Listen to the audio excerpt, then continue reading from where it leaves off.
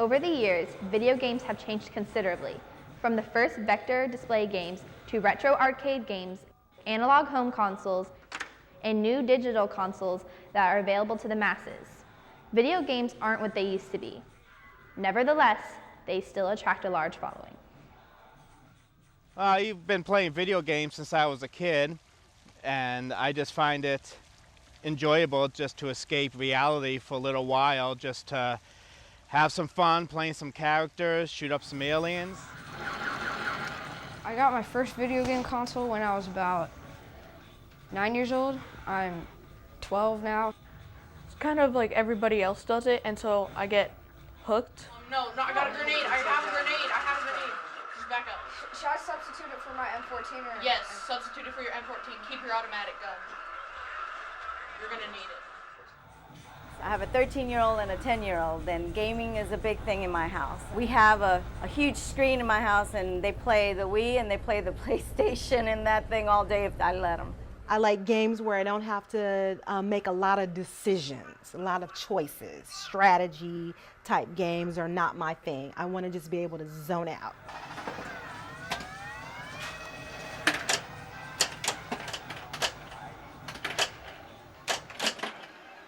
Even when I was a teen, we played the pinball machines because we enjoyed it and had a ball, even though I owned a lot of them. We just enjoyed it and never considered it a way of life. This is what you call the multi-Williams, which Williams had the Defender, the Joust, the Robotron, your Miss Pac-Man, your Galaga, Donkey Kong, Frogger, Centipedes, all the games from the 80s that everybody plays, and it's a real game, so it's not like this thing you play with your fingers. Nice simulator. It's like driving a real race car. As a kid, I was one of those people that would sit for hours and play video games, and I loved it.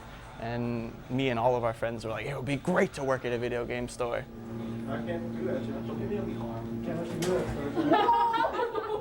These machines are designed to go into bars, bowling alleys, skating rinks, and just get beat up. And you take a PlayStation, throw it down on the floor, kick it across the room, I doubt that it's going to keep working. Everything that comes in with the 360s and PS3s is just a simple overheating problem. So it's relatively simple.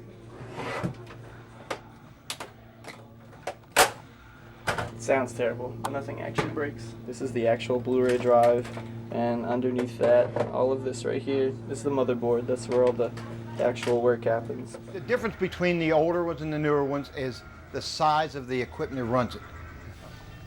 You see all the boards in this thing here? See here, down in the bottom, up here, all those boards to run one machine? That's what runs all 60 games now. As opposed to all those boards you just saw in that one machine, this is what runs the whole thing. So if you look in the back of that cabinet, you'll see it's empty.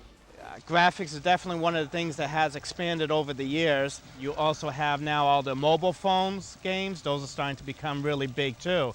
Ask somebody 20 years ago if they would ever play a video game on a phone, no one would ever hear of it. There's so much you can do with your phone now, and I actually just went and got this phone today. It's got the dual-core processor. It's nice. You can do lots of stuff with it, but the fact is it doesn't have the same power. Like, it's meant for lots and lots of things, whereas a console is meant for gaming, and that's it. A lot of stuff.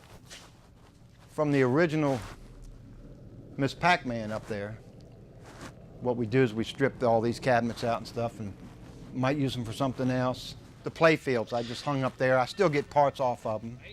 Few people have actually bought the whole play field. They want it lit up so they could hang it on their own wall. This is the old 1967 pinball machine.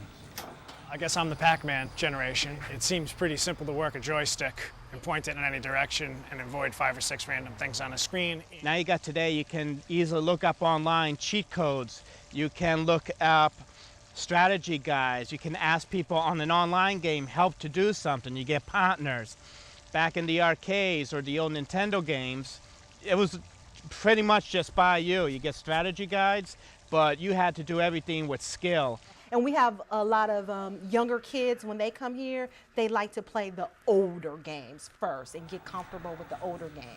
Now I've got families that are buying them, grandparents, saying I'm a grandparent, grandparents that come in and buy it because they found there's something their grandkids can enjoy with them.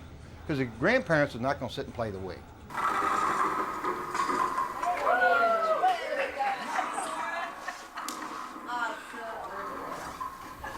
I enjoy it simply because it gives me some exercise. That is, as soon as you let it go to give it that twist, I found out the ball goes right in the pocket. Getting the Wii bowling going was a lot of residents that love to bowl. Yes, and meeting my friends. And Wii bowling strikes every time I bowl. And my youngest grandson, Connor, beat me in Wii bowling. I didn't appreciate that. I think the fact that you can get engaged into a different world, you can be whoever you want to be in that particular game, I think is very enticing. Well, it's almost like reading a series of books.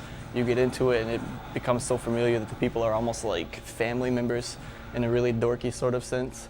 Some of the other games they play are intellectually challenging. There's some that they build cities and have battles and chase bad guys and do all kinds of things. It seems like there's a story built behind it. There's action coming from all different areas. Let's go. Kids should not play for more than 2 to 3 hours a day. Teenagers have a little bit more control over themselves. They can do, maybe 4 or 5 hours a day, but they should not spend the entire day doing it. I'd spend 2 or 3 hours a day playing video games, but right after that, I went outside. To do physical activity for as many hours, minutes you want to play. So if you go running for half an hour, you get half an hour of play. I think the next revolution in video games will be 3D games. 3D technology has actually been around since the 70s. People just don't know about it because it's too expensive to make. Now it's getting easier for things like that to be produced, and it's not a problem at all. People are going to start having them in their houses. I think they're going to put us in bodysuits and do virtual things next after 3D. And you can probably eventually start having holograms maybe on your desk where, just like a fighting game, you would have 2 characters just on your desk. Everyone's entitled to their own thing. Some people knit, some people play sports, some people play video games.